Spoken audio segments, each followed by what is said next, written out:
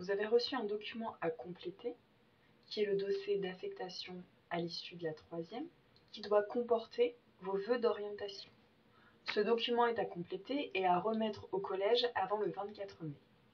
Pour compléter ce document, commencez par vérifier que vous disposez de l'ensemble des documents justificatifs qu'il faudra fournir et ajouter au dossier. Dans ce dossier, vous pouvez faire jusqu'à 10 vœux d'orientation. Mais attention, il n'est pas nécessaire de remplir ces 10 cases. Il s'agit là d'une possibilité. Vous pouvez vous contenter de 2 ou 3 vœux si cela correspond à votre projet d'orientation et à votre projet professionnel. Voici comment se présente la partie que vous devez remplir. Soyez vigilants, les vœux sont numérotés. Il s'agit donc d'un ordre de préférence. Tout d'abord, vous allez devoir cocher l'une des cases qui vous est présentée. Seconde professionnelle ou première année de CAP ou seconde générale et technologique. Il s'agit ici de cocher l'une des cases pour compléter votre premier vœu. Analysons une situation d'un vœu d'orientation en seconde générale et technologique. Dans la case spécialité, il ne faut rien indiquer si vous faites un vœu en seconde générale et technologique, sauf si vous avez complété un dossier de candidature en seconde internationale ou en seconde binationale. Il faudra donc ici préciser s'il s'agit de la seconde internationale ou de la seconde binationale. Dans la case établissement demandé, vous devez d'abord indiquer le nom de l'établissement, par exemple le lycée Arago, puis le nom de la ville, par exemple Villeneuve-Saint-Georges. Dans la case code vœux, vous n'avez rien à indiquer.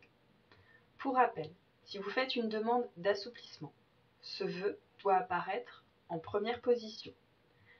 Néanmoins, n'oubliez pas que l'établissement de secteur doit forcément apparaître dans votre fiche de vœux. Il s'agira alors de votre deuxième vœu d'orientation pour une seconde générale et technologique.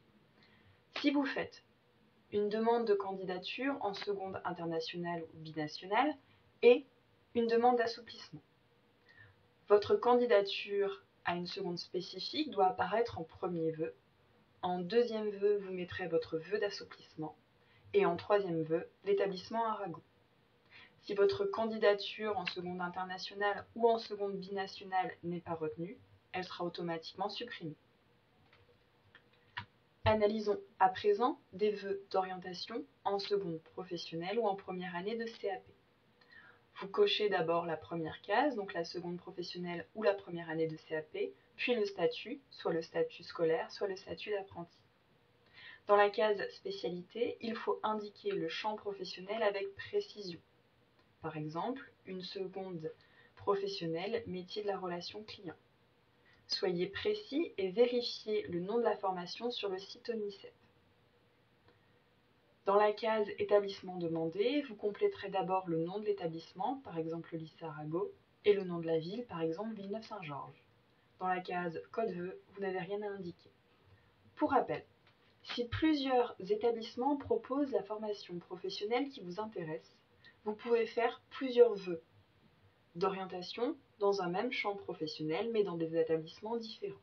Par exemple, votre vœu 1 peut être une seconde professionnelle gestion, administration, transport et logistique à Villeneuve-Saint-Georges, et votre vœu numéro 2 peut être une seconde professionnelle gestion, administration, transport et logistique à Créteil. Les vœux d'orientation dépendent de plusieurs éléments.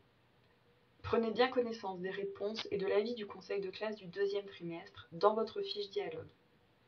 Puis, posez-vous des questions, analysez vos goûts personnels, vos projets professionnels et faites le point sur les formations qui sont proposées autour de chez vous. Pour cela, vous disposez de plusieurs outils, à savoir le Padlet qui est mis à votre disposition, mais également le site de l'ONICEP. Pour comprendre les fiches dialogue, analysons plusieurs situations. Tout d'abord, la situation d'un élève qui n'aurait fait qu'un seul vœu au deuxième trimestre, à savoir une seconde générale et technologique. Vous voyez apparaître en vert une réponse favorable. Cela signifie pour l'élève qu'il peut faire exclusivement des vœux de seconde générale et technologique. En orange, l'avis est réservé. Cela signifie que l'élève doit faire des doubles vœux, des vœux en seconde générale et des vœux en seconde professionnelle. L'établissement de secteur, le lycée Arago, doit forcément apparaître dans les vœux de seconde générale et technologique, et pas dans les vœux de seconde professionnelle. Dernier cas, si le conseil de classe émet un avis défavorable et conseille la seconde professionnelle, vous devez d'urgence réfléchir à une formation professionnelle qui correspond à cet avis. Analysons maintenant une deuxième situation. L'élève au deuxième trimestre a formulé 2 vœux, un vœu en général et technologique et un vœu en professionnel.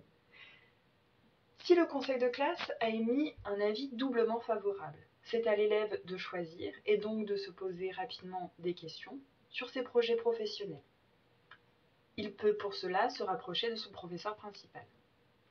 Si le conseil de classe, deuxième cas, a émis un avis réservé quant à la seconde générale et technologique et un avis favorable quant à la seconde professionnelle, l'élève doit faire des doubles vœux, des vœux en seconde générale et des vœux en filière professionnelle. Encore une fois, dans les vœux de seconde générale doit apparaître le lycée Arago. Dernier cas, si le conseil de classe émet un avis défavorable à la seconde générale mais favorable à la seconde professionnelle, l'élève doit donc réfléchir à son projet professionnel, travailler les formations professionnelles qui sont proposées et, s'il en a besoin, se rapprocher de son professeur principal.